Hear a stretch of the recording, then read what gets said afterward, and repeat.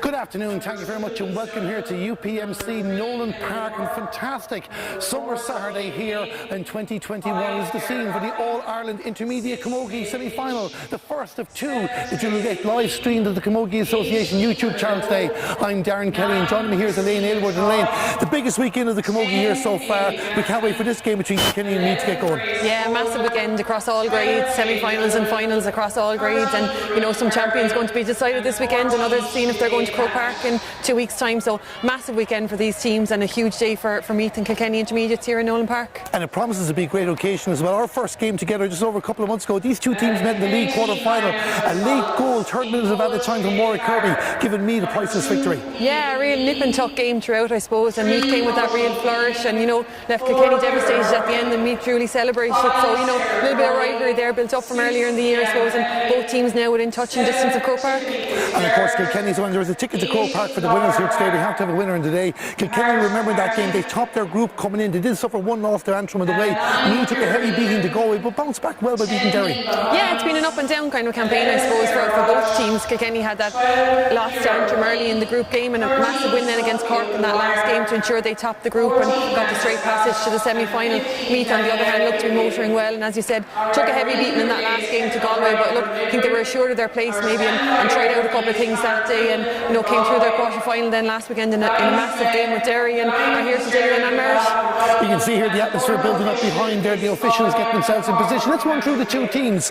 We start with Kilkenny, the same 15 that beat Cork in their last group game. In goal number 1 is Sinead Farrell, a full back line of 2 Niamh Leahy, 3 is the captain Roisin Phelan, and 4 is Ciara Murphy. The half back line where number 5 is Sarah Crowley, centre back number 6 Leanne Fenley, and 7 is Tiffany Fitzgerald. In midfield where number 8 is Laura Hegarty, partnered by number 9 Ciara Phelan. The half forward line 10 Eva Hines, 11 is Sarah Walsh, and 12 is Ciara O'Keefe. An inside line top of the right number 13 Sophie O'Dwyer, full forward number 14 Hannah Scott, and top of the left were number 15 Daniel Quigley. Their manager is John Scott. Elaine, plenty of experience there. Leanne Fenley stands out, but a Loretto inside line they're capable of doing damage. Absolutely, and it's a lovely measure, I think, of that youth and that experience. The Kilkenny half back line, Sarah Crowley, Leanne Fenley at centre back, and Tiffany Fitzgerald, you know, plenty of experience there, and as you said up front then, that youthful enthusiasm, and buoyed by plenty of All-Ireland schools medals from Loretto, and a real danger inside in that full forward line.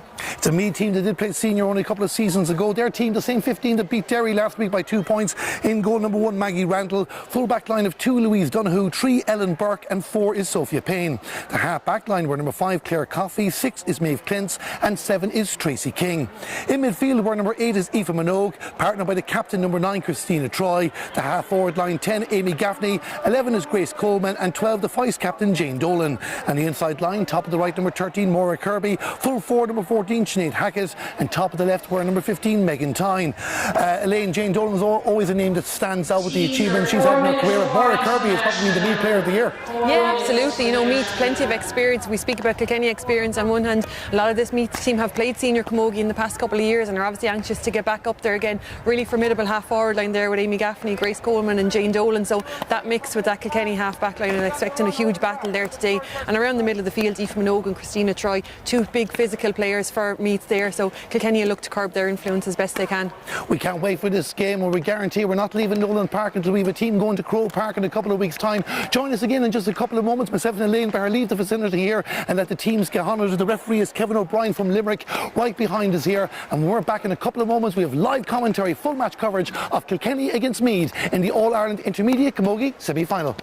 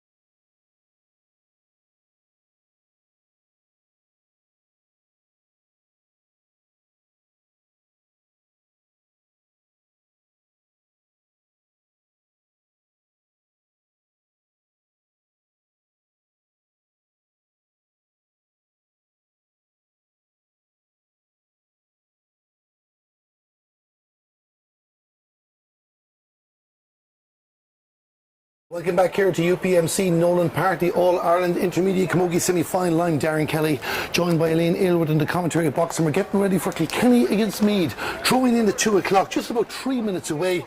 And Elaine, we're just watching Kilkenny there at the moment. Of course, the seniors have an All-Ireland semi-final tomorrow. The minors are currently playing against Galway. We get an update on that shortly as well. Big opportunity for them to try and make one of three, possibly three All-Ireland finals this weekend. Yeah, absolutely. It's a huge opportunity for this Kilkenny intermediate team. Obviously, with the way COVID restrictions and things were last year, they didn't get to play in the championship, so now 60 minutes away from getting back to Croke Park and getting back to an All-Ireland final. And you know, a lot of this panel are also involved with the senior panel tomorrow and would have been in Páirc Uí Chaoimh last week for the quarter-final, so huge experience there as well, and they'll be hoping to bring that to the field today with the intermediates to try and get them over the line.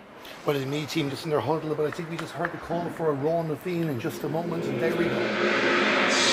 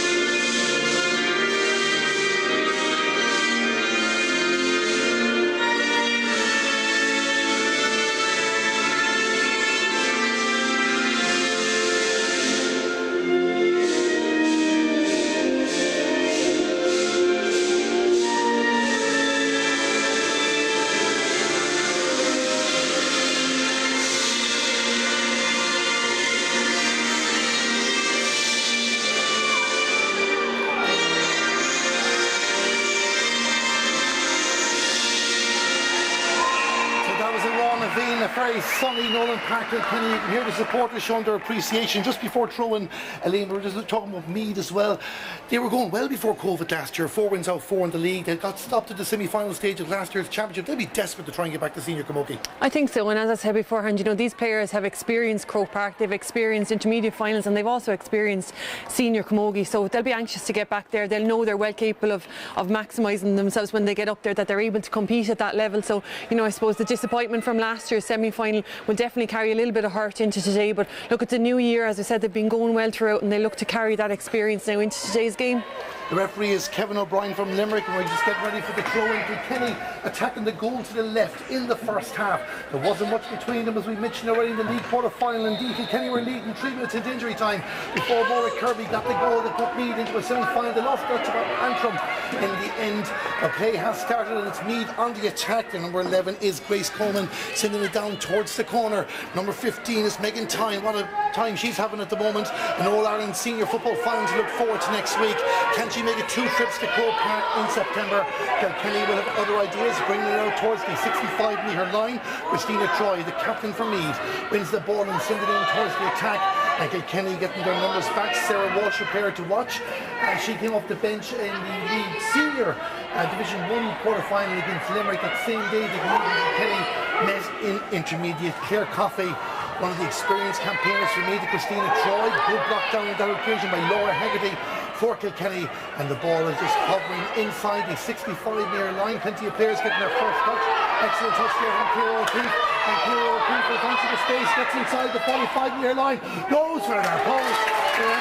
They worked it well. The first score of the game, 1 minute in. It's Kilkenny a point, Meath no score. Yeah, super score from Ciara, feeling their lovely take out of the sky and took on her player, had the pace and carried it right through the heart of that Meath defence. So the ball had been bobbling around the middle of the field maybe for a little while there. Meath had their chances, but certainly when Ciara O'Keefe got hers, she took it and got Kilkenny on the scoreboard. Kilkenny off the mark, and Meath will be disappointed they didn't get the first score. There was a small bit of a breeze down there, but nothing major to affect this game. And the battle for possession now is Ciara Phelan. Wins the ball there, tries to find a teammate, tries to find Laura Hegarty, but it's back in the hands of Megan Tyne. Megan Tyne sends it across, hoping to pick out Amy Gaffney. Amy Gaffney, another big Meath player, has Ciara Murphy coming up for support, but gives the pass back in the direction of Sinead Hackett. Sinead Hackett with the ball outside the 20-metre line, trying to the right hand side, sends it across as well. Meath trying to sneak in the pick holes in the defence. Grace Coleman goes for a shot and stopped by Sinead Farrell, out for a 45. Good link-up play from the Meath attackers. Yeah, credit to both sides there. You know, Kilkenny did really well to keep pushing Meath out and keep forcing them to recycle, but Meath recycled it really, really well, and super ball across the square. Eventually found Grace Coleman, you know, maybe disappointed that she did get a better shot off, but Sinead Farrell stood strong to it and knocked it out for a 45, so a chance now for Meath to get on the scoreboard. Jane Dolan is joint top scorer with Meath in the championship so far. She is 117 on 20 points, joined with Maura Kirby, who scored 6-2 in the campaign. She's hoping to take the lead in that department. Jane Dolan with the 45 puts the ball over the bar. Good score for Jane Dolan. The sides will level a point apiece. Yeah, and a super response, as I said, to Kilkenny's first score. You know, Kilkenny looked to push Meath back on occasion there, but kept recycling the ball, made really good use of it, and got the 45 then. Sinead Farrell with a short one for Leanne Fenley. Leanne Fenley will bring out towards the 65 in her line, going down towards the corner, trying to pick out their inside attackers. Full of Miracle College stars from the past. Now Kilkenny pairs at the present. Sophie O'Dwyer, Kilkenny's top scorer in this year's championship, with 1:16 coming into the game. Kilkenny have the ball as Sarah Walsh. High challenge comes in. It's going to be a free in for Kilkenny, and this will be a chance for Sophie O'Dwyer to bring her personal tally to 20. Just as we're watching this, Elaine, Jane Dolan, of course, had a few misses against Galway, got a few scores against Derry last day. Good for her confidence as well, but likewise with Sophie O'Dwyer, she'll want to put this over the bar. Yeah, I think for any free taker on a big day, you want the first one to be I won't say a handy free, but certainly one that's close enough to in front of the goal maybe, and give yourself every opportunity, and once the radar is in, then the confidence is up. Sophie O'Dwyer is going to travel, it won't be on target though, will it drop in, it gets away, ticker went off, and Meath defender says the umpire, so she's going to get another goal. Less than 4 minutes gone in the game, 1:45 each, 1 point apiece. It's Kilkenny 1 point, Meath 1 point, and Sophie O'Dwyer getting ready to have another crack at this. 5 All-Ireland titles. She won representing Loretto College from Kilkenny, a great nursery for Kilkenny camogie players coming through the ranks, and she's many of school teammates on the team with her today, as well as county and club mates. So Sophie O'Dwyer with the 45 to put Kilkenny back in front, much better on this occasion. The ball goes over the bar, 4 minutes gone, it's Kilkenny 2 points, Meath 1. Yeah, Sophie made no mistake on that one. The first one was probably a little bit too far out for her, maybe had the accuracy but just not quite the distance, but obviously with the shorter 45 then made no mistake. That brings Sophie O'Dwyer's championship tally this season to 20 points, twice as much as the next closest on the Kilkenny team. Hannah Scott with 2-4, and Ciara O'Keefe started 1-7. Of course, she's up to 1-8 now after getting the first point of the game. We're watching Meath try and create an attack, but the Kilkenny defence look composed and look ready for the challenge at the moment. Winning the ball, sending it out the field and down in the direction of Daniel Quigley. Daniel Quigley has the ball, good touch on that occasion by Tracy King. She wears number 7 for Meath and sends it down the left in towards the attack into the hands of Sinead Hackett. And Sinead Hackett tries to send a crossfield ball in towards the corner forwards. Meath's players move around. Our first look of the day of Maura Kirby. 6 goals in the championship so far. I think she's got a goal in every game she's played. The pass across to Amy Gaffney. Amy Gaffney, if she got it the first time, she would have had options. Does have a second option. That's a point, puts it over the bar. Good response from Meath, 2 points apiece. Yeah, and that came from a brilliant turnover from Meath in the middle of the field. It was a ball that I think Christina Troy grabbed off a Kilkenny defender here, and they worked it really well. A lovely wide ball down, and did really well then to work it across and into a scoreable position. Twice level in the early stages of the game. Kilkenny 2 points, Meath 2 points, and as we mentioned at the very start, this game will go to extra time if they're level after the 60 minutes. We could have a long afternoon in Nowlan Park where we get to watch the camogie we're enjoying so far in the weather that we're enjoying it in. I don't think anybody will have too many complaints if we get 80 minutes out of this. The line ball, the far side of the field for Meath, taken by Christina Troy, but it's won by Ciara Phelan for Kilkenny. And Ciara Phelan wins the free, and looks like to be a different option on this occasion, and a long range ball will be sent down with the Kilkenny attack. As Elaine said, Sophie O'Dwyer has tested her limits in the early stages, and now is it looking like Sarah Crowley is going to take this free for Kilkenny just outside her own 65-metre line. Her team in front 2 occasions, but John Scott Sligo know they can take nothing for granted against Meath. A long driving ball in towards the area, and the Meath handed up for the ball. It might be clear coffee without a touch on it, but they haven't cleared the danger so far. Meath need to be very, very careful as Hannah Scott is in there. We're number 14 fighting for Kilkenny out for Sophie O'Dwyer. Sophie O'Dwyer told about pulling the trigger, not to be, looks around for options. She'll be disappointed with that connection and loses the ball. But it's Aoife Minogue that wins it for Meath, and Aoife Minogue cleared the match in that league quarter-final, sends it down towards the attack, but the Meath attack have not read it straight away. And Roisin Phelan, the captain for Kilkenny, sends it towards the 65-metre line. Options around the field. Tiffany Fitzgerald with the black helmet. There's number 7, but Aoife Minogue winning her second ball in this exchange of play and gets inside the 45-metre line. The pass in the direction of Jane Dolan. Jane Dolan trying to get a space, wants to get a score from play. This looks good. It might just tail to the right in that occasion. The umpires are not too sure, and my own feeling was that had gone to the right and wide, but it's a score for Meath. Elaine, we get your thoughts on that, but Meath have gone in front. Yeah, to me it looked like it hadn't made the post. It looked like it drifted off to the right and wide, and the umpire on the point flag here, who would maybe have looked to call it, looked to the other umpire, but for me it definitely drifted off to the right and wide. The referee Kevin O'Brien is going in to check that as well. I'm not too sure if the linesman in this near side of the field got to see it either. Now, of course, it was very, very close, and well, it has to be said, it looked like from our vantage point up here in the commentary box in UPMC Nowlan Park that the ball had tailed just before the post, and the umpire wasn't too sure. He did look for a moment at his colleague, as Elaine said, and the linesman is out in the field, and the referee says it's a wide ball. I think he signalled that it doesn't count. So they're going to cross the flags. They are going to cross the flags. So no need to talk to the linesman. It's a wide ball. It says 2 points apiece. Yeah, I think he might have been mic'd up to him. Maybe might have got a little word in his ear. The linesman on this side here certainly did make an advance onto the field to make communication with the umpire or with the referee, and credit to them. Good use of the officials.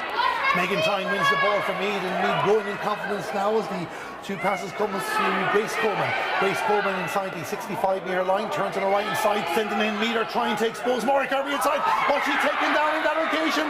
There was contact. The referee has indicated a free. I'm not too sure if that was inside the square or not. We'll see from the referee's decision in a moment, but Elaine, you could already see that's what Meath are trying to do, isolate Maura Kirby inside with one defender, and we know the damage she's capable of doing. Yeah, that quick ball in there caught them on the 1-to-1, and it always looked dangerous. The Kilkenny defender probably caught a little off foot in there, Ciara Murphy, and maybe not fully eyes on the ball, and when she did turn around then she did knock Maura Kirby to the ground, and we're still waiting to see what he's going to signal, but it looks to be just an ordinary 21 maybe. I think it's a yellow card for Ciara Murphy there as well, the first yellow card off the match, but it's going to be a free in, so Meath will get the score back that they'll feel they should have gotten beforehand. Jane Dolan looking for her second point of the game. Meath get to lead, 9 minutes gone. It's Kilkenny 2 points, Meath 2 points. And Jane Dolan getting ready to take this free for the Royal County. Puts the ball over the bar. Meath go back in front. 9 minutes and 20 seconds into the game. It's Meath 3 points, Kilkenny 2. Yeah, and certainly a let off for Kilkenny there. There could have been something, you know, they were looking not to concede a penalty in there, and you know they'll need to watch that quick ball in into the one-on-one. Meath are playing 2 inside and looking to get the long ball in and isolate those speedy forwards inside. Maura Kirby as well. 2 changes from the Meath side that helped Kilkenny in that lead quarter-final back at the beginning of June. She did come off the bench getting that goal and worked her way into the championship team, and has done so well so far. Free for Kilkenny, the far side of the field between the 45 and the 65-metre line. The match official on the far side of the field is Conor Quinlan, and he holds the sitter there for Sophie O'Dwyer, looks to get her second score of the game, 11 teams a game, and just gone past the 10-minute mark here in UPMC Nowlan Park. Meath in front by a point. Sophie O'Dwyer looking for her second of the day. Red helmet, the reddish coloured boots to match. Has a routine beforehand. Looking for a good connection. It looks a good connection. Is it accurate? That's the question. The umpire seems happy with it. The ball has gone over the bar. The free takers are stepping up today. It's 3 points apiece. Absolutely, and that's what you need on a day that you're going to try and win an All-Ireland semi-final. You need to take every opportunity that presents itself, and you know, from both the Meath and the Kilkenny point of view now, they know that any free inside that 65 is a scoreable one for Jane Dolan or Sophie O'Dwyer, so it's something the defenders are going to have to be aware of. The Kilkenny Intermediates have not been in Croke Park since they won the All-Ireland in 2016, beating Cork on that occasion. Of course, Meath won the All-Ireland the following year in 2017. They haven't even got a since, though. They didn't win the All-Ireland in Croke Park. They went to a replay and had to travel to the Gaelic grounds in Limerick to beat Cork by 10 points to 7 on that occasion. Eva Hines, a player that's broken into the Kilkenny team during the championship, has had 9 points in the campaign so far. Sends the ball down towards the inside line, trying to get Harris Scott, but Ellen Burke in the yellow helmet for Meath wins the ball, sends it out towards the 45-metre line. It's going to be back for Eva Hines to have another go. Great lockdown from Meath. And there's been some great blocks in the game so far, some great battles for possession. Kilkenny have a line ball. Yeah, both teams really fighting for possession, knowing how important the possession and the delivery of a ball into their forwards is. So every ball is really closely contested, especially out around the middle of the field, and both sets of forwards have had their moments in attack. Megan Tyne being very, very busy in the early stages for Meath. She got a touch on that line ball there, just enough to hold it up for Ellen Burke. And Ellen Burke sent it out towards the 65-metre line, but Ciara Phelan is going to send it back down. Daniel quickly helping out as well when it comes to Leanne Fenley. Leanne Fenley dropping ball towards the inside line, but on this occasion nobody was in there. And Maggie Randall should be good enough to deal with this. And she wants it out towards the middle of the field again. Good end-to-end battles at the moment. Number 10 for Meath is Amy Gaffney. But it's really different. Christina Troy, the captain, and Christina Troy wins the ball, gives it to Amy Gaffney in the white boots in a bit of space. She needed to bring the ball with her not to be in that occasion. And Danielle quickly coming back to do as much work wearing the number 15 for Kilkenny as her counterpart from Meath is. But Meath still have possession. Amy Gaffney not finished, tried to send it inside. Kilkenny getting wise to the danger that has Maura Kirby and Roisin Phelan blocking up the channel on that occasion. And it's out towards the 45-metre line. Kilkenny in possession. Send a long dropping ball in. The instructions from John Scott and his management team to keep someone inside. Ideally Hannah Scott.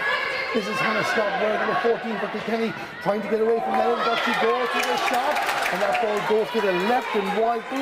It's actually the second wide of the game. I hadn't marked down the previous wide there as well, but Kilkenny need to leave a player inside, just like Meath are doing with Maura Kirby. Yeah, on the last couple of occasions there, Leanne Fenley at centre back had a lovely long ball in, but just nobody inside in the Kilkenny attack. And look, we've seen what Hannah Scott is capable of in there, and that shot on that occasion. So, you know, Kilkenny really need to, when they're winning that ball around the middle of the field, need to have a target inside in that full forward line.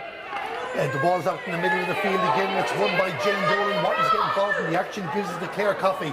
Two leading lights for Meath Camogie. They want to get back to senior Camogie. The ball again dropping inside, but Kilkenny is mentioned already, just blocking out the channel. They'll have to find another way. Sarah Crowley, the player for Kilkenny in that occasion, sending it down the right flank, trying to find Sophie O'Dwyer, but Louise Donoghue, another experienced Meath campaigner, won the ball. I say there's lots of intervention stuff. Defence is standing up at the moment. This is a lovely ball from Sarah Crowley down looking for Hannah Scott. They're coming off and up with Ciara O'Keefe. Michael inside for Kilkenny. She's wearing number 12 in the Meath rear guard. Battling for possession. It's a ball they have to win. Maeve Clint's wearing number 6 is there for Meath too, and no surprise. Kevin O'Brien, the referee, has blown the whistle, and he's going to throw this ball in the 20-metre line. But Kilkenny learned their lessons too as well, and Meath might need to adapt some of what they're doing, but they've managed to keep them out so far. Two players go in for the ball. Louise Donoghue trying to shove the Kilkenny players slightly off there as well. Meath trying to, they don't want to do the tricks of the game. Sophia Payne is in the middle of that for Meath on the 20-metre line. And it's kicked off by Christina Troy. Christina Troy along the ground is going to come back with Laura Hegarty. And Laura Hegarty sends it in towards the goal, but Maggie Randall again, plenty of space and time to look up. And she sends it down the field again. I think she'd have felt she could have done better with that hook out. She finds Tiffany Fitzgerald. Tiffany Fitzgerald just out of play too. Lots of end-to-end stuff at the moment. Defence is stepping up a little bit, and I suppose maybe players need to be finding their teammates a bit better. Yeah, probably just a couple of loose clearances there on both sides there. You know, first of all from Maggie Randall in the Meath goal, who found Tiffany Fitzgerald, and then Tiffany's clearance down the line, probably just a little close to the line and out over it. So I suppose both teams have plenty of possession, but probably just need to work a little bit on what they do with that possession. Maybe both of them not getting the best use out of it just yet. Claire Coffey will start the play for me, trying to find Jane Dolan. Good pressure being put on by the Kilkenny player, and Ciara Phelan will send it in the direction of Sophie O'Dwyer. And good defending again from Meath on that occasion, but the ball falls for Ciara O'Keefe. Now Ciara likes to run. They can step away from Louise Donoghue, goes to the shot, and Ciara O'Keefe puts the ball over the bar. She has scored 2 points in this game, Elaine, and I have to say her awareness of the field, her willingness to take on space has shown Kilkenny lead 4-3. Yeah, and looked for the better option there to see if she could pop a pass out to Sophie outside her, but when it wasn't on, was able to take the shot herself, and a second point for her. And I think when Kilkenny run at that Meath defence, they do seem to ask a couple of questions, and you know, Ciara O'Keefe with the opening point and the closing point of that first quarter. So we'll stop for the water break at the moment, and you can see the scoreboard here in UPMC Nowlan Park. Kilkenny 4 points, Meath 3 points. The teams have been level on 3 occasions in these early stages. We were just talking about Kilkenny there, Elaine, but regards Meath, you can see what they're trying to do, but Kilkenny has straight away blocked that channel down as well. They need to have more options if they're going to get in front here.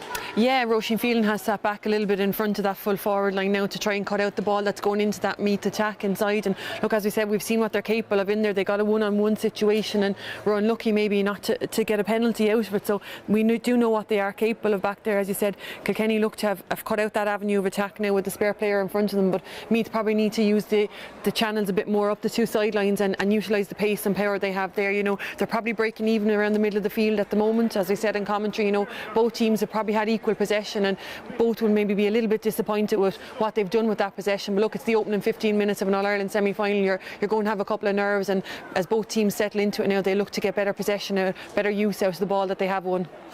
Don't go anywhere. We can just give you an update from Croke Park. Meath are leading Tyrone by 111 to 110 after 56 minutes. We regards John Scott, because he knows the threat that Meath come with as well. Will he be happy enough with the 1 point advantage so far? Will he feel that his players, especially his inside players, could have done more to try and get a couple of points on the board?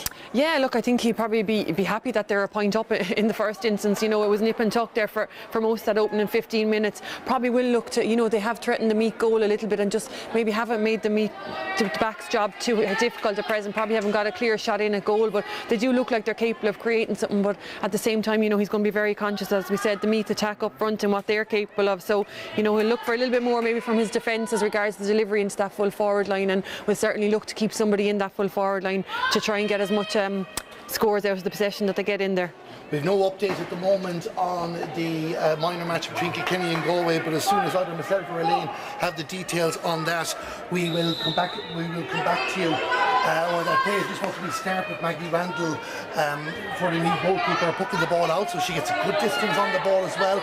Down in the direction of Aoife Minogue. Christina Troy is there as well. Two midfielders, like linking up well, gives it to Megan Tyne. Megan Tyne pushes off Sarah Crowley, send the ball in towards Amy Gaffney. The referee has blown the whistle. Not too sure we saw, I think it was a push on the Meath number 10, so it's going to be an opportunity for Jane Dolan to level the teams out to say, like, we knew this was going to be tight, but they're starting as they mean to continue as well. Like when they met in the league, Kilkenny built up an advantage at half time, but if Jane Dolan puts this over the bar, we'll be level for fourth time in this game. Yeah, it certainly is nip and tuck, and two teams, as we said, know one another quite well in the league and are carrying that right into the championship here. Meath are stringing some good passes together around the middle of the field and are creating that overlap, and maybe just haven't been able to make a count up front. Jane Dolan will be very, very disappointed with that. The ball goes to the left and wide, second wide off the game for Meath. It remains a 1-point ball game, and Sinead Farrell sends the short ball out in the direction of the Roisin Phelan with possession for Kilkenny. It is indeed, and she drops it down towards the corner, looking for the inside line again, and Kilkenny still have to just work out some of their passes, as do the Meath attackers as well, and show how the half-back lines have really been standing out in the early stages. Claire Coffey with a long ball down for Meath in the direction of Sinead Hackett. Roisin Phelan will take the score back, has support from Niamh if she wants to use her, but sends it down the right, trying to find Eva Hines. Meath getting a player there, but attempted flick in the direction of a teammate is falling for Kilkenny. It was unfortunately for the Kilkenny player. I think it might have been behind. She stepped out over the line, so it's going to be a line ball for Meath. A bit of skill there at the moment, but again, it's just that fluidity of movement. Yeah, lovely little snap pass there from Eva Hines, and the line came just a little bit too soon for her. I think just stepped out over it, but again, the ball in for Meath into that full forward line, ran over, and it was Roisin Phelan inside there who picked up the loose ball. But again, her ball down, probably not to the best advantage of Kilkenny. Meath will be disappointed with this. Is in the hands of Ciara. Keep the one player based on the early performance, and don't want to give it to. She gives it to Sarah Walsh. Sarah Walsh trying to get the return pass in. Meath are keeping tight, so she'll go herself for a shot. Meath is her credit for the defending in the indirect big spot. An infringement, so it's going to give a free in, but again, a careless ball. Meath cannot afford to do that. If Ciara O'Keefe had an extra inch or two of space, she could have done some damage. Yeah, and came from a line ball that Meath were in possession of. Line ball dangerous enough back across your own goal, and just miscontrolled in the centre. And Ciara O'Keefe, as you said, quick to snap it up, and the free earned then by Sarah Walsh, and a chance now for Sophie O'Dwyer.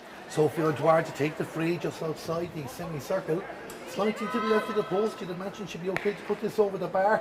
She got the connection, good enough a connection to put it over the bar. We have played 18 minutes of this game, and it's now, come up to 18 minutes, it's 5 points to 3 to Kilkenny. Yeah, John Scott will be happy with that, and Kilkenny will just look to keep that scoreboard ticking over, and every opportunity they get now from play or from frees, they look to just keep one ahead of Meath. It's the first time in this match there's been two between the teams, and Jan Finley wants to make it more. An excellent ball down for Sophie O'Dwyer. Sophie O'Dwyer getting out and Sophie Payne.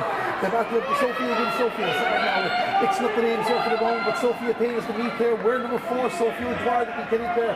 Number 13 gets possession of the ball, comes out towards the 13-metre line, sends it in the direction of Hannah Scott. Hannah doesn't get a touch, and Louise Donahue says no. Just enough to hold it for Ellen Burke, and Ellen Burke will send it out past the 45-metre line again.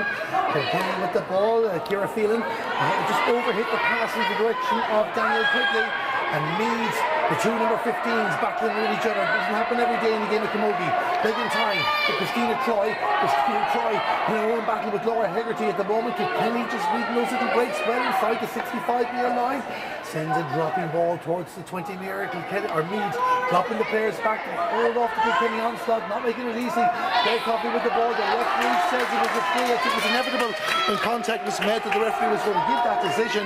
And Kilkenny now have a chance to make a double scores. Yeah, lovely little bit of play there from Kilkenny, and I suppose knew that when Claire Coffey was coming up on her back, there was a chance she was going to get the push and went down. And as you said, a chance now for Sophie O'Dwyer again to add to her tally. But you know, a couple of little basic handling errors from Meath there that will disappoint them. You know, a ball again that they could maybe have cleared and just left Kilkenny in with the opportunity. And again, at the end of the day, a free, that chance for Sophie O'Dwyer. Sophie O'Dwyer is going to take this free, should be able to put the ball over the bar, and Sophie O'Dwyer gets the score. 20 minutes gone in the game. It was 6 points to 3. Just to let you know, this is one of 6 games being streamed by the Camogie Association over the weekend. You can also watch Cavan against Mayo in the Minor C final at the moment. Coming up later on today at 4:30 on Martic on Clare in the Premier Junior semi-final. That game is in Clane at 5 o'clock in Clones. The other intermediate Camogie semi-final between Galway and Antrim. That game at 5 o'clock in Clones. Just also a message if you're interested in what's happening in Croke Park tomorrow. Big double header, All-Ireland Senior Camogie semi-finals. 2 o'clock Galway against Tipperary, 4 o'clock Cork against Kilkenny. We've been told the tickets are still available for the game in Croke Park tomorrow, so check out with Ticketmaster or with your clubs exactly how you get about getting tickets for the big double header tomorrow. Galway against Tipperary at 2 o'clock, Cork against Kilkenny. There are those 2 games live on RTE. We also are streaming 2 games in the Camogie Association YouTube channel tomorrow. Roscommon take on Wexford in the Premier Junior semi-final at 3 o'clock. That game taking place in Clane, while the Nancy Murray Cup final at 5 o'clock. Mayo against Tyrone, an All-Ireland final for 2 developing counties. That is at 5 o'clock in Port Sean McDermott at Carrick-on-Shannon. I'm delighted to have the honour to call that game myself, but we're watching this game at the moment, and this is the All-Ireland Intermediate Camogie semi-final. Kilkenny against Meath. 21 minutes gone in the game. It's Kilkenny in front by 3 points. Meath attacking the goal to the right, the far side of the field, but losing the battle with the Kilkenny full-back line at the moment. The referee spotted a foul. It's going to be a free out for Kilkenny. And John Scott's team just in control, and Elaine, I suppose exactly what he'll want. Build up an advantage at half time. Their defenders are reading the Meath game book at the moment. They just need to take more advantage and build up more scores at the other end. Yeah, Kilkenny just maybe starting to, as you said, gain a little bit of control around the middle of the field, and their defence just starting to build on top. And you know, if they can force the frees from Meath up front, Sophia O'Dwyer is on fire with those frees, so you know she'll keep Kilkenny in that game. But from a Meath point of view, you feel they just maybe need to get a score on the board now just to settle themselves again. And get back into the game. Ciara O'Keefe, every time she gets the ball, she makes something happen, gives it to the other Ciara. Ciara Phelan down towards Sophie O'Dwyer.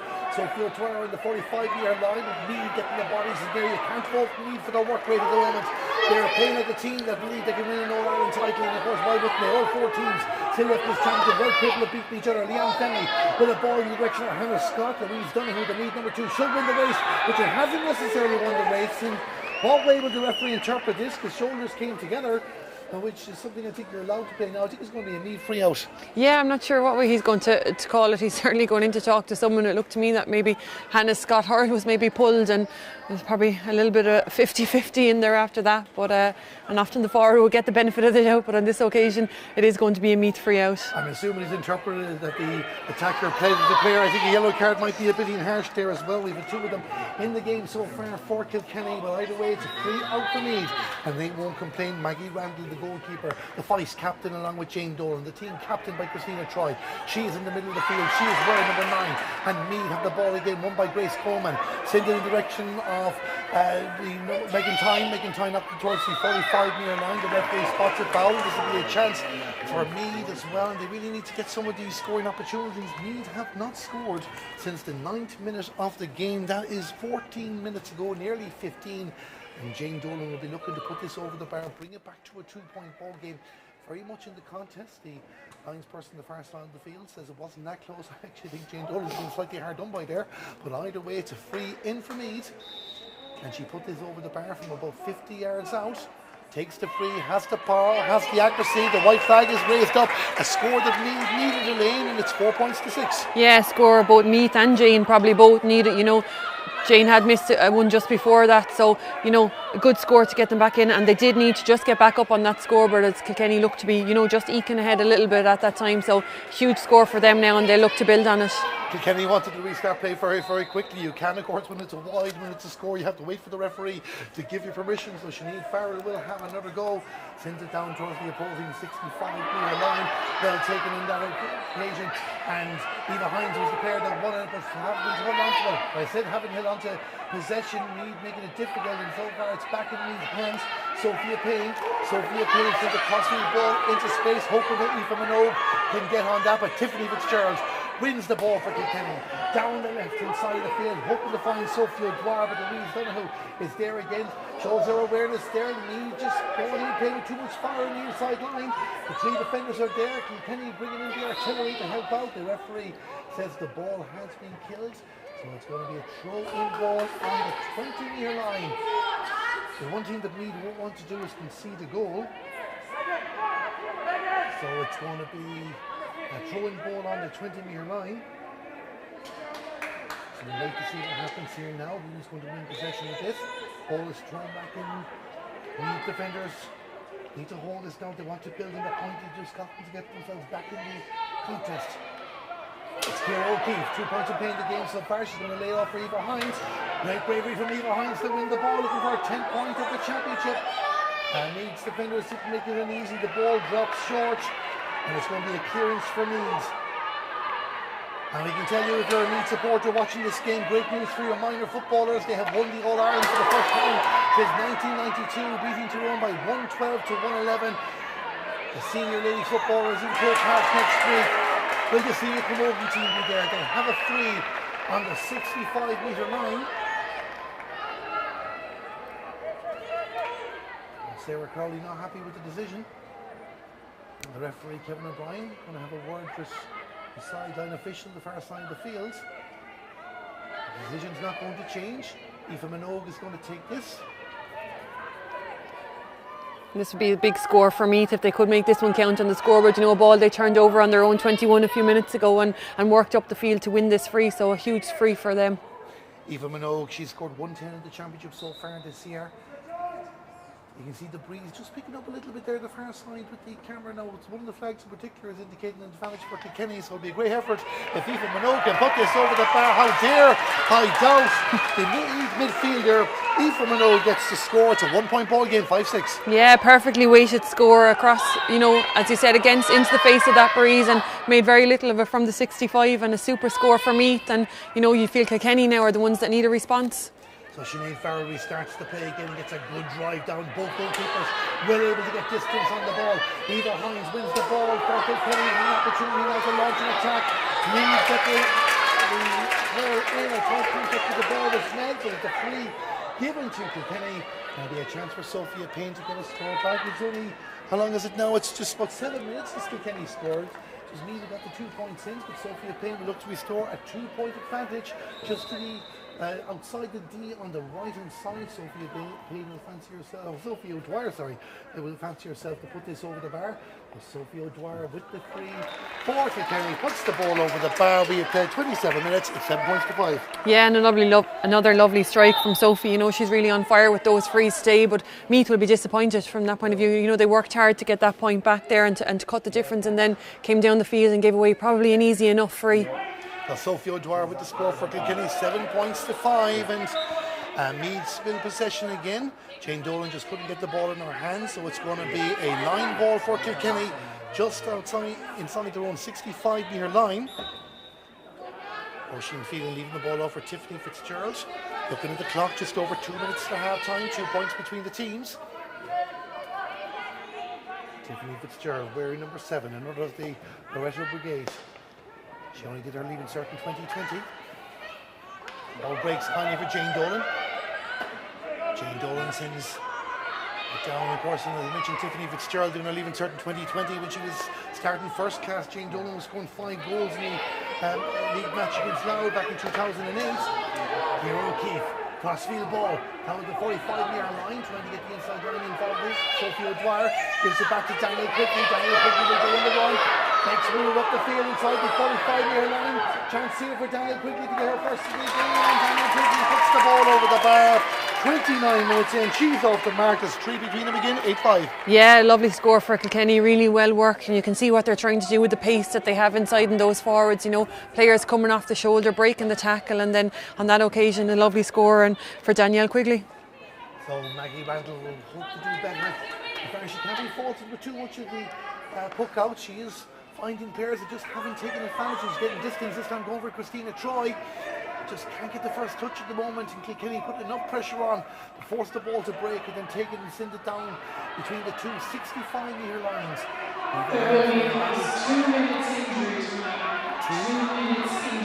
2 minutes injury time said by the stadium announcer. We have 1 minute of normal time, so 3 more minutes left in the first half of this All-Ireland Intermediate Camogie semi-final. Now, if you're a Kilkenny supporter, you'll be happy what you're witnessing at the moment. Kilkenny in front by 8 points to 5. It's a line ball from me at the far side of the field. You won't mind, they trail by 5 when these two teams met in the league. They're capable of getting back into the game. Is there a push there on Grace Coleman? I think that's the decision the referee has given, and Aoife Minogue is going to take this free after getting a range outside the 65-metre line. She'll get ready to have another goal. Of course, got a cracking goal against Derry in the quarter-final last week. A game that Meath needed after their disappointing loss to Galway in the final group game. Many people were touting Derry for potential All-Ireland success based on their form in the group stages. Meath prevailed for the second year in a row against the Oakleaf County at the quarter-final stage, but they lost here last year. They lost it down. Antrim beat them in the league. Drops down towards the inside line. Christina Troy is there trying to get it, but Roisin Phelan wins the ball for Kilkenny and sends it out towards the 45-metre line. Taken touch there by Megan Tyne. Megan Tyne hasn't held on to it. Ciara O'Keefe right in front of us here in the commentary box. Turns in the right inside. Sophie O'Dwyer wins the ball. This will be a brilliant score for Kilkenny and it goes over. And a score as good as any we witnessed in the match so far. Sophie O'Dwyer puts the ball over the bar. Ciara O'Keefe setting it up. It's 9 points to 5. Yeah, and exactly a textbook score from Kilkenny. You know, Roisin Phelan read the break really well at the back. Lovely ball up to Ciara O'Keefe here in front of us, and you know, super crossfield ball, and Sophie O'Dwyer rose to the clouds and took it really, really well, and super score from her, and what was a Meath scoring opportunity turns into a Kilkenny point. Well, the referee has blown the whistle, and of course you can see there 1 minute. I'm assuming that he's at a time didn't include stopping the clock during the water break as well. Often confusion with that with Camogie. That's a conversation for Gilla Lane. 9 points to 5 to Kilkenny at half time. Your overall thoughts? Yeah, I think Kilkenny will be happy with that. You know, Meath did have a little bit of a purple patch there maybe just after that water break, but probably just didn't really make a count on the scoreboard, whereas when Kilkenny got their chances up front, you know, they were able to take them, and you know, they scored 5 in that last 15 minutes versus the 2 that Meath were able to get, so probably creating a little bit more up front. And from a Meath point of view, you know, they look to probably get better ball in. If they're only going to play 2 inside, they need to be avoiding the Kilkenny sweeper in there, and the quality of ball they're delivering in needs to get a little bit better. But from a Kilkenny point of view, happy I think to go in at half time, the 4 points up. Kilkenny have that 4-point advantage. That was the thoughts of Elaine Elwood. I'm Darren Kelly. We'll be back in about 10 minutes time for live coverage of the second half of this All-Ireland Intermediate Camogie semi-final. Kilkenny have taken the advantage in the early stages, but whatever little bit of a breeze is here, it will favour Meath in the second half. They need more than that, you would imagine, if they're going to prevail. The half-time score here in UPMC Nowlan Park in the All-Ireland Intermediate Camogie semi-final. Kilkenny in front by 4 points. It's Kilkenny 9 points, Meath 5.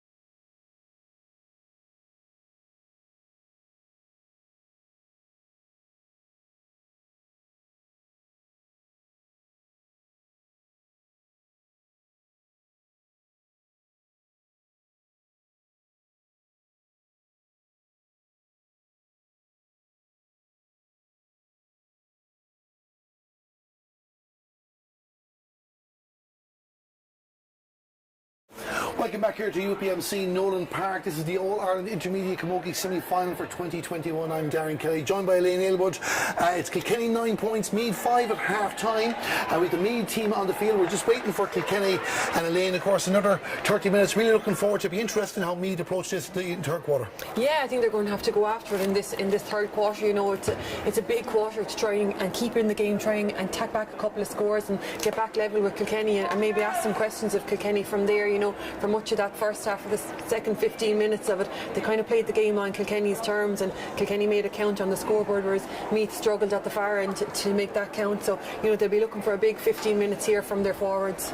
Meath have had a few misses too. Jane Dolan with 3 points in the game so far. Amy Gaffney and Aoife Minogue also on target too. But like we talked about in the commentary too, trying to isolate Maura Kirby inside there as well. They haven't managed to do that. Kilkenny were quick enough. They need options as well, or maybe even more support on the inside line. Yeah, Roisin Phelan, as I said, is playing as a sweeper back there, you know, and she's alert to the ball. She's a really good reader of the ball in that full back line, and she's cutting out a lot of the ball that they're trying to get into that one-on-one situation. So Meath maybe need to be a bit more patient out around the middle of the field, work it maybe in through the lines, or certainly a couple of diagonal balls. We've seen how they've worked for Ciara Phelan on the Kilkenny side. So, you know, maybe to spray the ball a little bit wider and ask a few more questions of Roisin Phelan in that full back line. But, you know, maybe at some point they're going to have to push up and put their full six forwards back in there and go at Kilkenny that way and go at them one-on-one and see what they can create.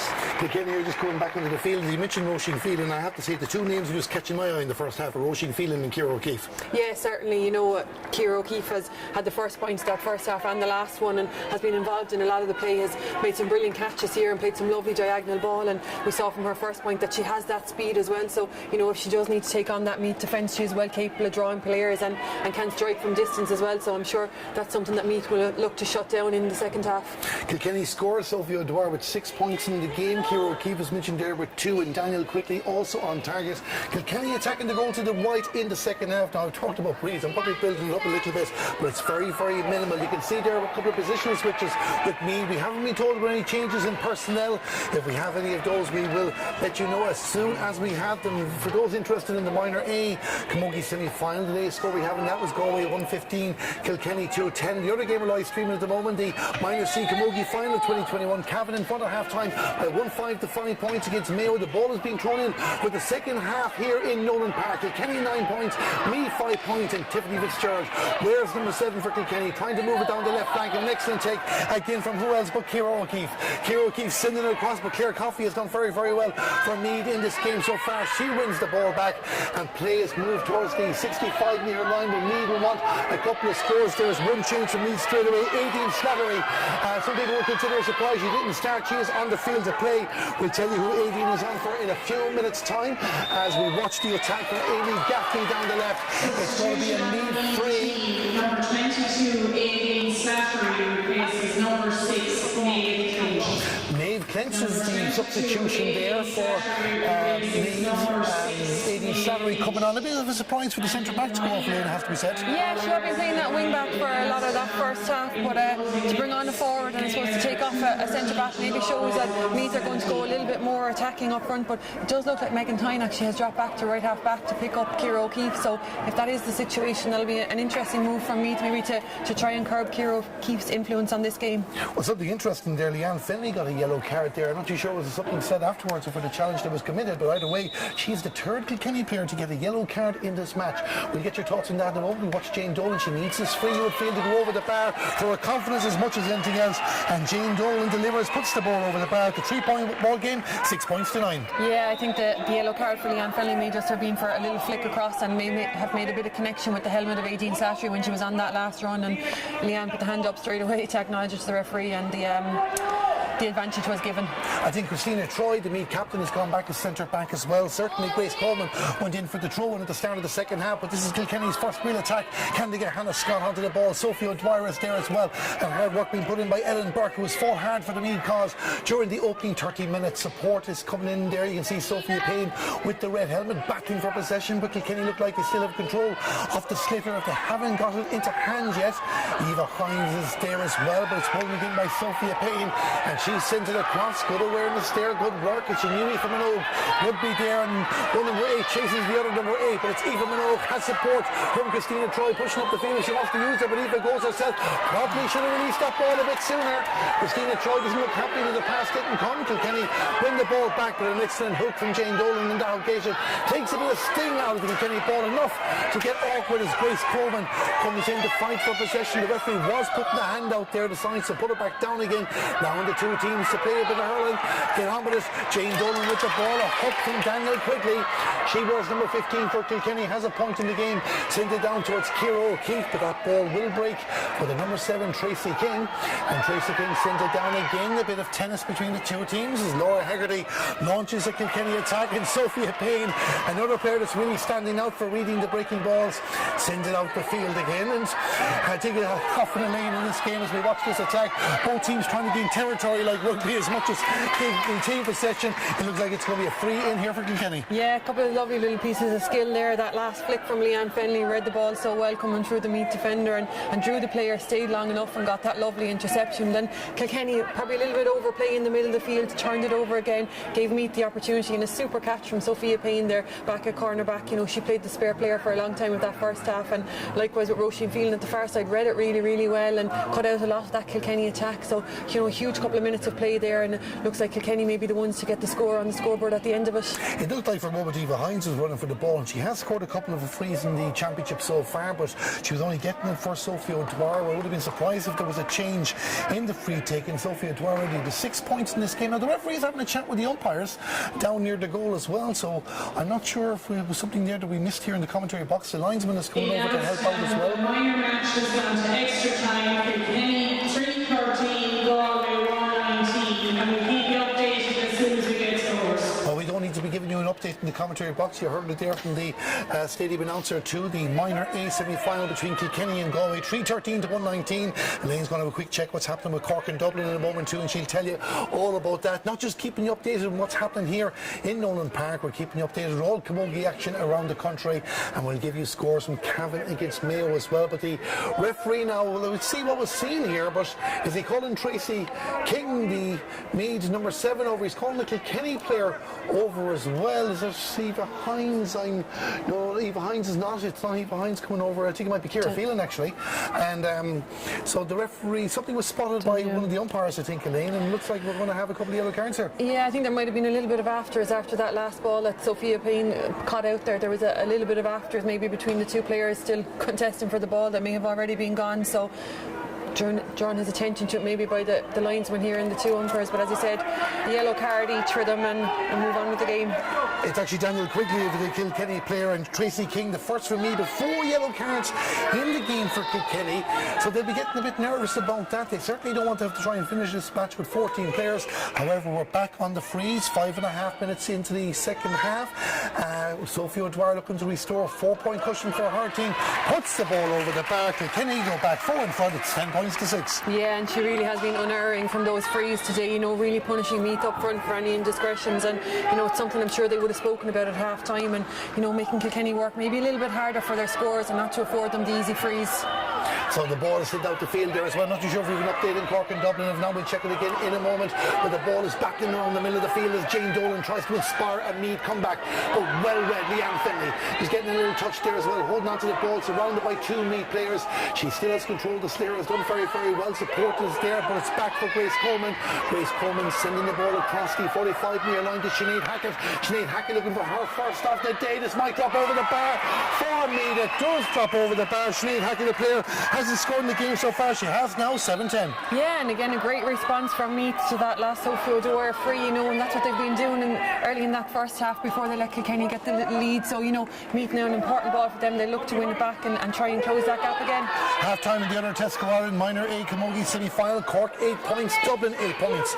And as you would have heard, the Kilkenny Galway game gone to extra time. As ties as you'd expect, like this one too. There's the 3 points between them. As Meath launch another attack, but Sinead Farrell says, I can deal with that, thank you very much. However, she hasn't found a teammate. She's found Jane Dolan, and Jane Dolan tried to get away from Tiffany Fitzgerald. Her hands were out. You wouldn't blame the wing back back with that, and it'll be interesting to see when the referee have a word. He might give a yellow card here, Elaine, because it looked like the space was open up there too. There was a bit of afterwards. There's a bit of niggle creeping into this match. Yeah, you know, as we said beforehand, teams that are familiar with one another and a little bit of familiarity sometimes breeds a little bit of contempt, and I think probably a tactical free given away there by Tiffany Fitzgerald. Knew that she was probably beaten on the turn, and you know, Meath now, that last Aoife Hackett point Sinead Hackett point gave them a real boost, and you know, a bit of a fist pump afterwards, and Meath probably going to go look to try and get back into this game now.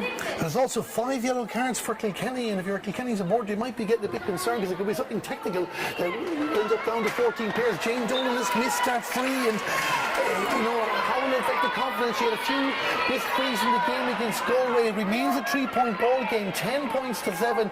Sinead Farrell restarting to play. Not quite the Kilkenny senior sub-goalkeeper just yet. There's another person that's got ahead of her in that line, but she's happy enough being the intermediate goalkeeper as the ball scrambles out over the line. It's going to be a Kilkenny ball, and it's going to be taken by Sarah Crowley. And Sarah Crowley on her own 45-metre line leaves it off for Laura Hegarty. And Laura Hegarty now looking for options there as well as we look around the field to see who's available for this. We have played 8.5 minutes of the second half. 3 points between the teams. Kilkenny in front, 10 points to 7. And Laura Hegarty, a fan of M&M and also likes the programme Friends. She's plenty of friends on the field to play, but one of them is not Amy Gaffney. Amy Gaffney inside the 45-metre line goes for a shot at the post. And that ball has gone to the left and wide. And well, they haven't many wides on the stats book. I think it's 4 in total. A few scoring chances have gone a begging a lane. I'll get your thoughts on that in a moment as we watch Kilkenny launch another attack. I think Wasp has come up to join us here in the commentary box and decided to get down and get a better view of the action. Micheál Murherty said that in the famous commentary years ago. He was talking about flies. We're watching Camogie player on the field of play as the scramble for possession. Sarah Walsh trying to win the ball, leaves it for Eva Hines. Eva Hines has got the ball, she's put the ball over the bar. It feels like a 2-pointer for Kilkenny because Meath have missed a few scores. Kilkenny 4 in front again, 11-7. Yeah, and that's just the difference, isn't it? You know, Meath with those 2 opportunities from the free and from play, and didn't make either of them count on the scoreboard. Kilkenny go up the field and create a point out of nothing. So as you said, it feels like probably a 2-point turnaround, and it's just an extra score now that Meath need to try and get back into this game. That was Eva Hines' 10th point in the championship. Puts her team 4 in front again. You can see the pick-up in intensity and determination from Meath, but they have to make it count to score. Sinead Hackett, you could tell from the umpire he was already going to wave their hands as well. Sinead Hackett, you can't blame her for having a go. She got one from distance just a few moments ago, but Kilkenny can't be careless either. Sarah Crowley, where's number 5 for them? Down the right flank as well. And if Kilkenny get the next score, then will the doubts start creeping in for Meath? John Scott, the Kilkenny manager there, communicating with other members of his management team through electronic devices that allow us now to communicate with management to give you live streaming coverage. One of 6 matches being streamed by the Camogie Association this weekend, and we'll go through them again in a while. Don't forget, tickets are still available for Croke Park tomorrow in the All-Ireland Senior Semi-Finals, 2 and 4 o'clock. Galway against Tipperary, Cork against Kilkenny. Kilkenny, Laura Hegarty with the sideline ball, a touch from Christina Troy, found Sinead Hackett, but Meath were standing looking at the ball, and Kilkenny don't have time to look around. Sarah Walsh, worth number 11 for them, gives it to Ciara Phelan, and Ciara Phelan sends it in towards the attack, and Daniel quickly, if she can take this first time. Sophia Payne did well not to make it easy. Sophia O'Dwyer with the number 13 jersey, and it's back to the lead number 4, but she hasn't cleared the ball yet, and Meath need to be very careful now as Kilkenny are turning over lots of ball in this game. It's out towards the 45-metre line. Kilkenny looking for a scoring opportunity.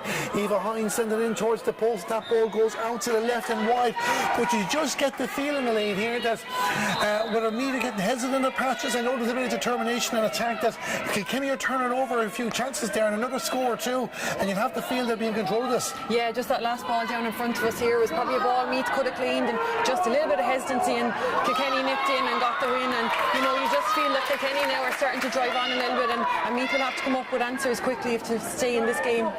It's a free out for Kilkenny. The referee judging that Amy Gaffney was holding on to Sarah Crowley. Sarah Crowley scored a goal in the league against Laois this year and has established herself in this team since. So has instruction from the Kilkenny managers who are right in front of her here. Inside their own 65-metre line, we look at the clock. Nearly 12 minutes gone in the second half, and Kilkenny still maintaining the advantage they had at half-time, and Sarah Walsh is on the move there. Can she get a bit of space? She does get a bit of space at the shot, and Maggie Randall couldn't take any chances with that. I don't think the intention was to go for a goal, but it was a dangerous ball nonetheless. And this will be an opportunity now for Kilkenny to put 5 between the teams. Yeah, it certainly was a dangerous ball. It dropped in, and Maggie had to be alert on the line there, blocked it out, and probably aware that Hannah Scott was lurking around that full forward line as well. So just happy to get it out and get it out anywhere. But that's something Kilkenny have been really good at in the second half. That breaking ball, they're quick onto it, and he said they're pacey in that full forward and half forward line. So a lovely break onto it from her there, and again a chance now for Sophie O'Dwyer to just extend that lead. Sarah Walsh had done very, very well there too, and she 3 Meath players around her to get the shot in the first place. And now Sophie O'Dwyer is well within her range. Can she put this over the bar? If she does, it'll be her 8th point of the match. Her team 4 in front. So Sophie O'Dwyer with the 45 for Kilkenny, no doubts about it, says the umpire, and there's 5 between the teams. Still plenty of time in this game, Elaine, but Kilkenny have to start believing here. Certainly, yeah, and I suppose both teams, that league meeting between them will be fresh in both their minds, and Meath will know that if they're still in this game coming down the home straight, that they are capable of getting goals, and that's something that Kilkenny will be aware of as well. So they need to keep pushing on. There's no such thing as a done deal here yet. No done deal at the moment, but it's 12 points to 7 as Meath try and launch an attack, but Kilkenny just winning those 50-50s. Good work on the occasion by Niamh Leahy. She played in Croke Park back in 2016 when Kilkenny won the intermediate. All Ireland, the ball gets away from Ellen Burke on that occasion, and it's won by Hannah Scott, and Hannah Scott is moving towards the 20-metre line, but she couldn't bring the ball with her, and Ellen Burke leads it up for her teammate. That teammate is Tracy King, and Tracy King will launch it down again in the direction of Aileen Slattery, but the ball gets away from her. It comes to Sarah Crowley, and Sarah Crowley just trying to move outside, maybe draw a foul as well. Not to be in this occasion, maybe very, very disciplined. And this is won by Grace Coleman, the dental nurse. Whereas number 11 for Meath sends the ball across. This is what Meath need to do: spread the play, making time. An experienced player sends it in the direction of Jane Dolan. They don't come more experienced than Jane Dolan. Taking on 2 Kilkenny players looking for options. Return her right, she might go herself. She didn't get the connection on that. I'm not too sure if Tiffany Fitzgerald got a touch. Either way, Kilkenny win the ball back with the pass for Ciara Phelan. Slightly overhit. She's done well to hold on to the ball. Great hook on that occasion by Christina Troy. Kilkenny still with the ball on the 65-metre line. Laura Hegarty looks up and sends it in towards space. Meath marking their players very tight, but Hannah Scott got a touch, and Daniel quickly has the ball. Can't she get a run? Gives the pass out. The attempted pass for Ciara O'Keefe didn't materialise. She'll go back for Eva Hines, and Eva Hines might have a go at the post. That ball goes in towards the goal. Goes to the left and wide. A third wide off the game for Kilkenny, but another scoring opportunity that was built from good work from the defenders.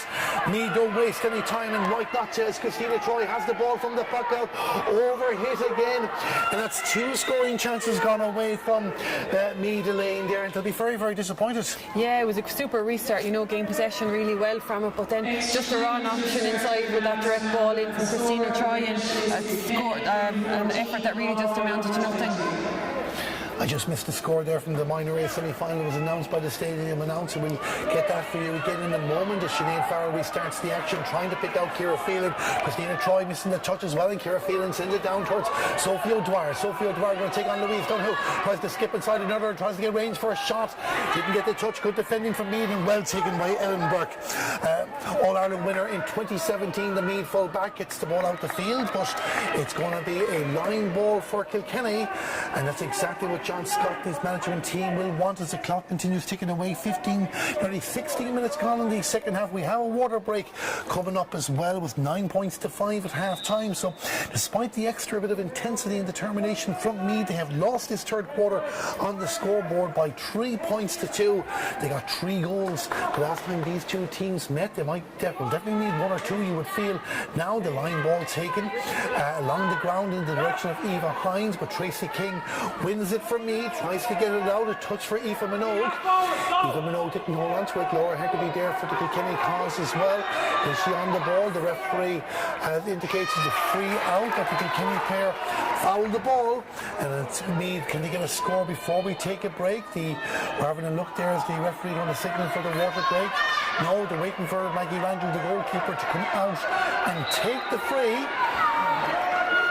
And it looks like we have called for the water break as well. So after Maggie Randall running out the far side of the fielder lane, it's not, she'll have to run out again at the start of the final quarter. But your thoughts in the third quarter? Kilkenny have stretched their lead. Yeah, and Kilkenny just starting to look a little bit more comfortable on the ball, I suppose, than Meath in that quarter, and made better use of it. As I said up front, they're good to break off the shoulder and to attack that Meath defence. And Meath now do look to switch Jane Dolan inside to the full forward line with Aideen Slattery coming out to the half forward line. So obviously feel that this game is slipping away from them, but maybe that there's still goals inside in that full forward line. So trying to get Jane Dolan in there, maybe, you know, she's been quite enough on the half forward line, so possibly trying to get her into a more dangerous position in the full forward line and ask some questions of Sinead Farrell on the Kilkenny goal. But you have to say for most of that first 15 minutes there, Kilkenny did look the more composed and the most comfortable on the ball, and that was certainly reflected on the scoreboard. As you said as well, sure, the game is not over yet. You only to remember that game in Berwyn, Meath hit them very, very late to save the contest too. But another Kilkenny looked like definitely a goal, and you feel it's job done. They're going to Croke Park, but a couple of points and they will be in control of this match, or they'll have no excuse to let it slip, dare I say. Yeah, certainly. And look, if you were to have one criticism of Kilkenny, I suppose, in that 15 minutes there, is that they did have a couple of opportunities coming near the end of the 15 minutes, and whether it was just a little bit of tiredness maybe, or a little bit of overplay, they just didn't make them count on the scoreboard. And you'd hope from John Scott's point of view that they don't come to resent those chances, you know, that to rue them coming near the end of the game if Meath are still in it. Because as I said, you know, Meath know they're capable of getting goals. The memory of that day in Bar will be fresh in their mind, and they'll know, you know, they'll keep fighting right to the end and right to whatever additional time or extra time needs it. So, you know, from a Kilkenny point of view, I suppose, to be comfortable before this game is over, you feel they really do need to get a couple of quick points or maybe even a goal just to put the game beyond Meath. Well, it's a big 15 minutes coming up, especially if you're a Meath supporter. Just as they're getting back into position, Maggie Randall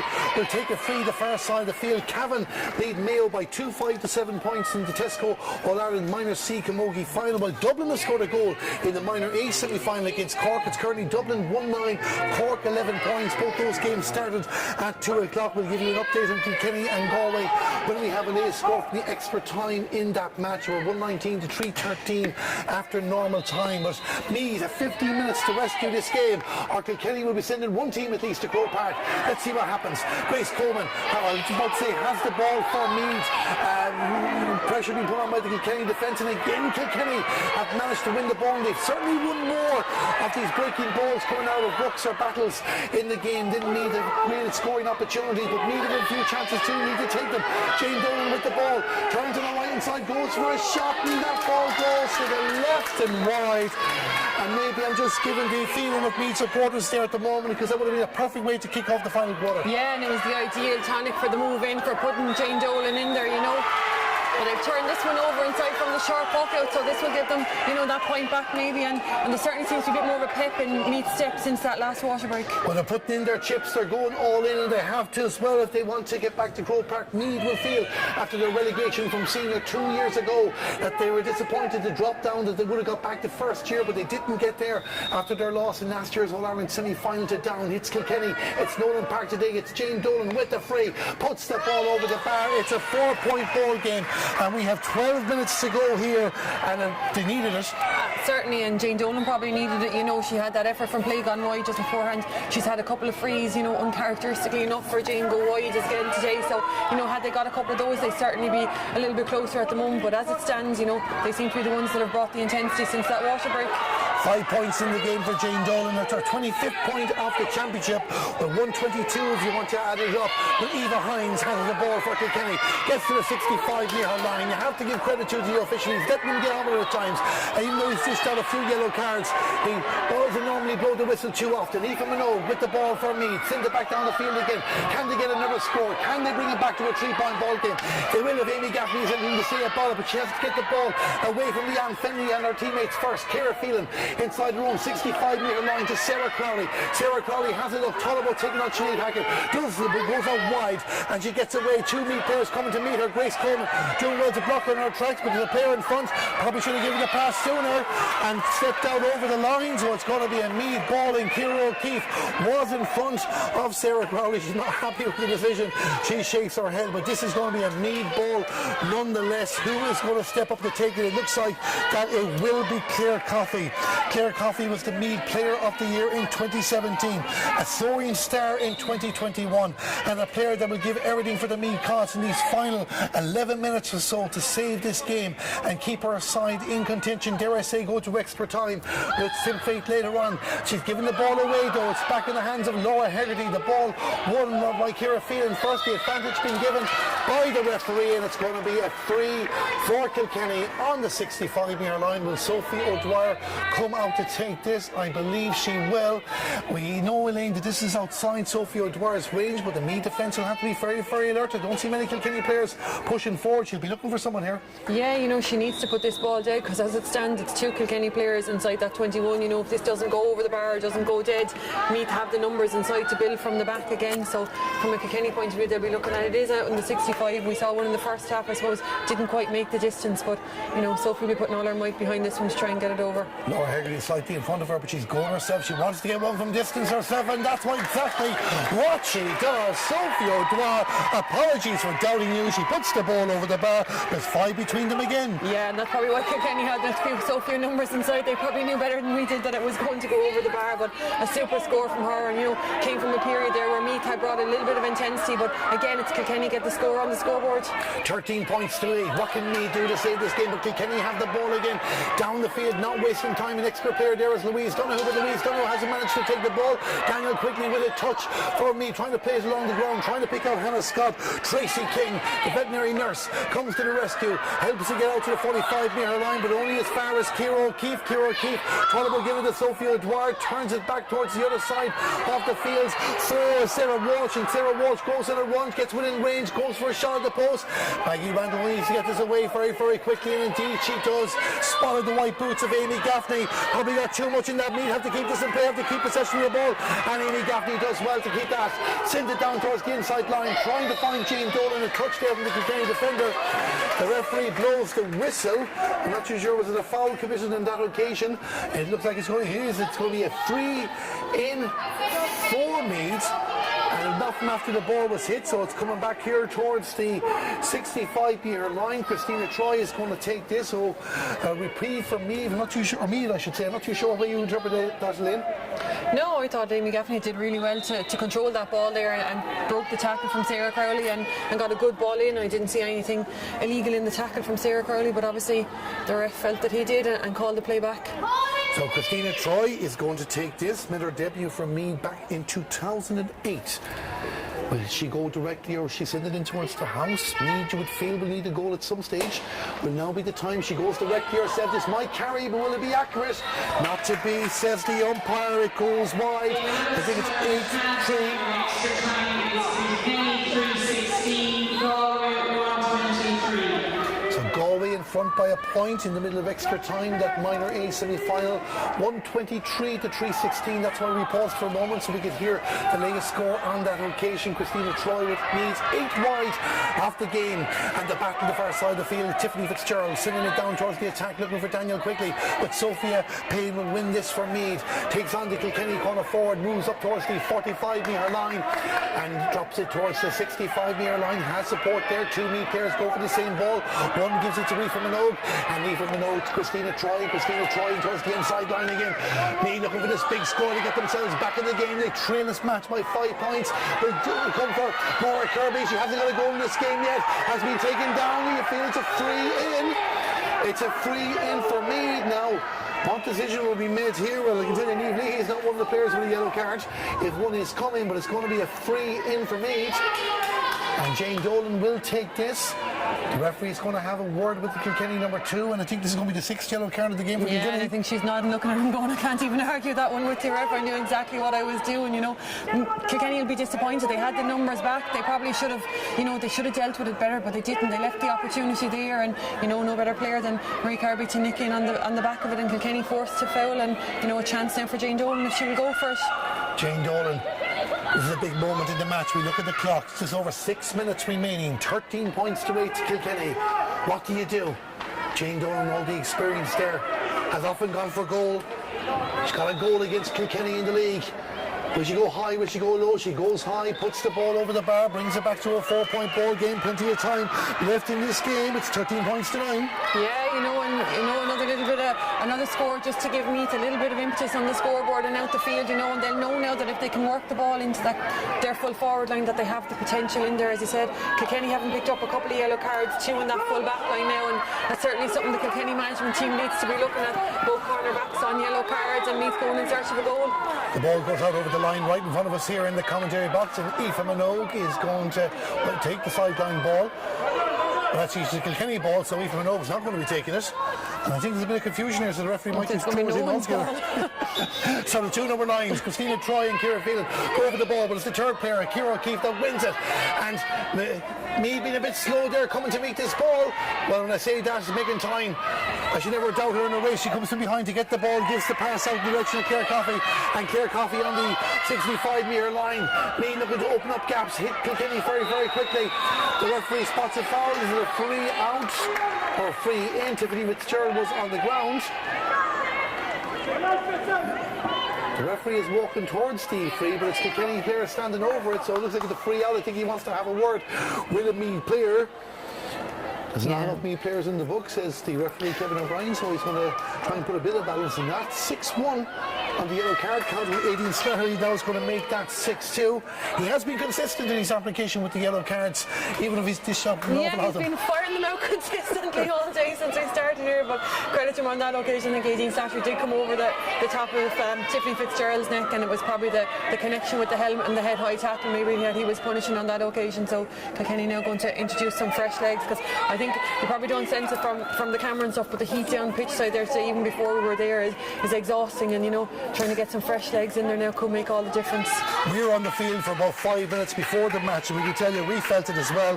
Laura Hegarty is coming off the field. The 2 Kilkenny substitutes are number 19 Jennifer Leahy and 22 Marie Doherty. Laura Hegarty gone off. We'll confirm the second player that's coming off in a moment. There's 16 Kilkenny players on the field to play, so just to our right here, it's Eva Hines, I think, is making her way to the sideline.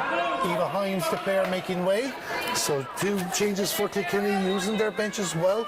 Plenty of options for this Kilkenny management team, and some of them, of course, will be backing up Ryan Dowling seniors. As the free is taken, Sarah Crowley with a long ball down towards the attack. Kilkenny looking for those 1 or 2 scores that will wrap this game up. Will it come from one of the substitutes, Marie Doherty, with the ball? I suppose they had the ball but didn't have it, because Ellen Burke, the Meath full back had it, gives it to Megan Tyne. Megan Tyne will send it out in the direction of 18 Slattery, but a touch there by Tiffany Fitzgerald.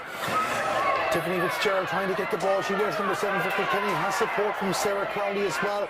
And Kilkenny are on the move down the far side of the field, looking to get Sarah Walsh. Sarah Walsh outside the 45-metre line. A scrum of players there, but well read by Claire Coffey from Meath.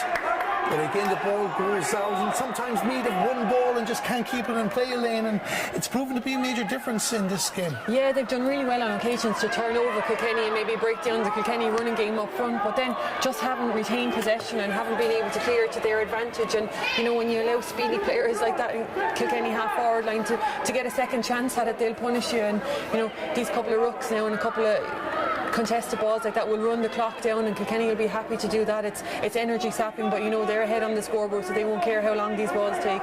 It's 13 points to 9 now. Just something to note based on what happened in the first half, where the game stopped on 31 minutes after 2 minutes of added time had been signalled. So we have our clock here in front of you saying nearly 28 minutes. I've kept the running clock going off camera too, which has over 30 minutes, so we tread carefully when we hear how much added time is going to be in this game. But Ciara O'Keefe had a chance really to put one foot in the quarter-finals there for Kilkenny. Has missed it. Now, she hasn't made too many mistakes in this match, but she'll be disappointed with that. Yeah, and as you said, it was a chance maybe to put another point ahead and to give Kilkenny a little bit more comfort coming into the home straight. 2 scores still needed for Meath. One of them may have to be a goal. Amy Gaffney outside the 20-metre line, running onto the ball from Christina Troy, sends it across, but it's won by Kilkenny, highly unfriendly, but the referee had spotted an infringement. It's going to be a free in for Meath, and if they put this over the bar, Meath are back to a one-score game, and it's all set up very, very nicely for a neutral anyway, or for a Meath person. I don't think Kilkenny watchers here will agree with me on that. A substitution is taking place for Meath. Leah Devine, number 18, is coming onto the field of play. She is from the Nafina club, so the free won't take place until this does. 13 points to 9 to Kilkenny, and we'll have to wait until a Meath player comes off the field. So I'm not too sure if it's Grace Coleman, the player that's midway. So it looks like Grace Coleman is the Meath player that's come off the field of play. So we watch Jane Dolan. This is one she has to get if she goes for it. Very close to the goal. It's gone to the right and wide. I wasn't too sure for a moment if a defender had to get a touch in that, but it's gone to the right and wide. Yeah, it was dipping dangerously towards the top left corner of Sinead Farrell's goal, and she obviously knew more about it than I did, because I thought it was going to dip in. But with that last substitute now, Meath have pushed forward again, and you know they've got Aoife Minogue pushed up the field, and the instruction from the sideline was to push up on it. So obviously going in search of that winning goal. Claire Coffey with the ball from Meath. We're inside the final 15 seconds of normal time in this game, and it's 4 points between the teams. Kilkenny 13 points, Meath 9, and Kilkenny win a 3. Sarah Walsh really stepping up in the second half of this match, and it's going to leave the free off for Sarah Crowley. Elaine will be thinking about a player of the match. We'll get those thoughts after the full-time whistle, unless something dramatic happens and we do get our extra 20 minutes. But Meath are going to have to make that happen very, very quickly and do it on the double. It's not like the last day where one score will do. They will need two. Kilkenny getting a substitute warmed up. It looks like it's Caoimhe Dowling from the Dixborough club, but we're watching Sarah Crowley on her own 65-metre line to take this free. We're gone past the 30 minutes. She'll send this in towards their house there. Towards Sophie O'Dwyer. She put the hand up. Doesn't happen for her. Might come for Daniel Quickly. Daniel Quickly goes for a shot, and it goes to the right and wide. I think there's 2 minutes left of the minor A Camogie semi-final, and they're all squared there. Kilkenny with 2 misses there in the last couple of moments. 2 misses they feel they should have got scores out of and wrapped this game up. So Meath, there's still hope for them. But we're watching again Sarah Crowley, another busy player in this contest, sending it down towards the direction of Ciara O'Loughlin off the number 22 Marie Doheney. It didn't happen for her. And Ellen Burke will restart the play for Meath inside their own 45-metre line. Meath sending it down towards the 65. This is everybody. Aoife Minogue follows the ball, gets a bit of space. Can she get control of the ball? Not if Meath Leahy's anything to do with this. But Aoife Minogue is on the run. Is this the moment that Meath have waited for? Jane Dolan's in front of her, but Aoife Minogue goes again herself. She needs to get something out of this, you will feel. Goes the pass across, probably should have been hit sooner, but it does come to Aideen Slattery, and Aideen Slattery trying to find Jane Dolan. Great defending there from Ciara Murphy. It has to be said, the referee has blown the whistle, gives the free out, and I think Elaine there, Meath have missed a golden opportunity. Yeah, you felt that was the one that was coming. They had their strongest runner on the ball, and they had Jane Dolan inside her. You know, Aoife Minogue was making ground and massively there, and probably just ran out of a little bit of space. And when the pass did eventually come, it was probably a little bit of a lazy, lacklustre pass across the square, and it didn't quite make it. So you know, you felt that was the moment that Meath, if they were going to do it, were going to do it there. And there's another substitute for Kilkenny there as Hannah Scott comes off, and I think it's Caoimhe Dowling has come on. So more fresh legs to the Kilkenny attack. Caoimhe Dowling on the field of play. Hannah Scott is gone, and we have played over 2 minutes of added time. We haven't heard from the stadium announcer how much official added time is in this game, but Kilkenny lead by 4 points, and surely now the Black and Amber are sending one team to Croke Park on the 12th of September. Will they send a second one? We'll find out tomorrow when Kilkenny take on Cork in the senior semi-final at 4 o'clock. Daniel Quigley with the ball back to Sarah Walsh, and Sarah Walsh outside the 20-metre line. The referee says what is it, 1 minute of additional time, and we've counted up nearly 3 here, so I don't know who's looking at what timer, but either way 1 minute means 2 scores. You have to get the feeling, Elaine, here that Kilkenny are not going to lose this game, and if Sophie O'Dwyer puts this ball over the bar, I definitely can't see it happening. Yeah, look, it's still the 4 points there. If Sophie puts this in it, you know, you would imagine that it's pushed it beyond Meath. You know, they'll need to get at least 2 scores now. You felt that opportunity there a second ago for the goal chance was the best chance that they had, and when that didn't count, you just felt that maybe the luck was on Kilkenny's side. Sophie O'Dwyer with the free to wrap this up. Not to be. Is there time for 2 scoring opportunities? It's hard to see it happening. 33 minutes gone in the game. We're assuming there's 1 minute left from now, so we imagine we go close to 34. Aoife Minogue with the ball. sending it down towards the inside line. Meath have to get something, have to get it fast. A point or a goal just to get a score. Keep a bit of doubt there as Megan Tyne sends it in towards the house, trying to find a teammate, but again the ball breaks out. Kilkenny get the bodies back, and it's out towards the 45-metre line again, and Tiffany Fitzgerald will just drive it down the field now for Kilkenny. Drives in the direction of Marie Doheney, and Marie Doheney getting away from Ellen Burke, and she gets the score. They'll wrap this up. Has Sophie O'Dwyer there for support. Sophie O'Dwyer is a player to her left, but she hasn't won the ball. Great work again from the Meath full back. Ellen Burke gives it to Sophia Payne, and Sophia Payne brings it out to Claire Coffey. Claire Coffey on the 45-metre line. Play continues on. Meath get another opportunity for Sinead Hackett. Sinead Hackett, if she gets inside the 45-metre line, will she run? Will she go for a score? She goes on the run. Looks to the pass for Christina Troy. Christina Troy doesn't get it first time, and there's Daniel Quigley. And Daniel Quigley to Sarah Crowley. Sarah Crowley into her hand. And surely that's enough for Kilkenny now. Out to Ciara Phelan. Ciara Phelan drives it down the field towards Sophie O'Dwyer. And Sophie O'Dwyer, when it goes well away from Sophie O'Dwyer, the referee blows the final whistle. It's all over. And Kilkenny, the intermediates, are going to Croke Park. 13 points to 9. They will play Galway or Antrim. To Galway 125, which is 28 points. So Kilkenny are clear to another final next weekend. So Kilkenny minors have won as well. They're 321 to 125. Elaine, I'll get your thoughts on the minor in a second, but first your thoughts here on the intermediates. Kilkenny beat Meath 13-9. Yeah, super performance from them throughout. You know, they really took the game to Meath, I suppose, and made the scores count. And they just, in the first quarter of that second half, they just got more comfortable on the ball. And you know, they did withstand a late Meath rally there. In fairness, there was a couple of long busting runs from the Meath attackers, and Kilkenny were just so organised in defence. You know, I thought Roisin Phelan at the back as full back and as the sweeper for a lot of that first half controlled things, and Sarah Crowley, Leanne Fennelly and Tiffany Fitzgerald in that half back line really shored up the defence there for that second half. And up front, you know, they have players of the calibre of Ciara O'Keefe, and you know, they have plenty of pace up there and worked really well off one another and just got their scores that little bit easier than Meath could at the opposite end, and ultimately that was the difference. Kilkenny allowed one direct ball go down towards Maura Kirby in the first half, and straight away they learned their lesson. No messing about. They had the reminder of the goals conceded before us. The music belts out here in Nowlan Park, and as you just touched on there with the players that you mentioned, that was the difference. Yes, Meath had scoring chances and they'll rule a few of them. Yeah, absolutely. You know, Kilkenny cut out the goal scoring opportunity straight away, and that was a combination of Roisin Phelan at full back, shoring up any quick ball that was going to come in low, but they worked harder out the field as well, and they stopped the influence of Aoife Minogue and Christine Troy around the middle of the field, and any ball that they were getting in wasn't of the quality, I suppose, that Meath would have liked to get into that one person full forward line to fully expose that Kilkenny full back line. So on the opposite hand, you know, when Kilkenny counter-attack, then they have serious pace in that half-forward line, and they work really, really well off one another. So if the ball is not won directly from the sky, there's someone coming in, snapping at the heels, and it's up. And you know, Ciara O'Keefe's direct running there, and Eva Hines, when she was on, ran herself into the ground. And when you're a free taker of the quality of Sophie O'Dwyer, then she was unerring from them today, and I suppose that's ultimately the difference. Kilkenny scored everything they could. Now, when they look back, and I think they will probably look at a period in that second half where they did have a couple of pointless wides and maybe long at range shots that they won't want to repeat again in an All-Ireland final. But look, they had enough done at that stage, whereas on the opposite hand, I suppose Meath will look back to a couple of frees and a couple of, certainly when they were getting that gap closed, getting the 3 points in it, a couple of wides that really were needless wides. And you know, when you see coming near the end what they were capable of trying to create up front, they would probably have been better in hindsight to keep those balls in play and try and create something inside.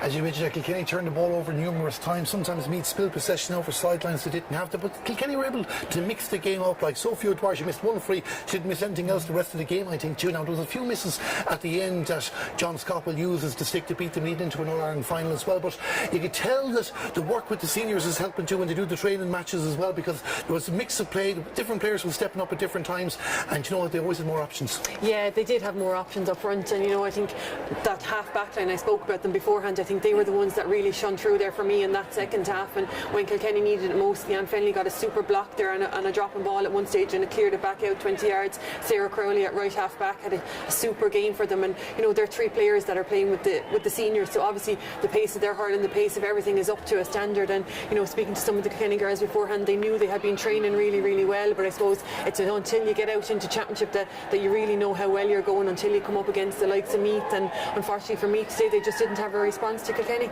And finally, before we wrap up as well, regarding Meath, now this will be a massive blow, because after their relegation relegation.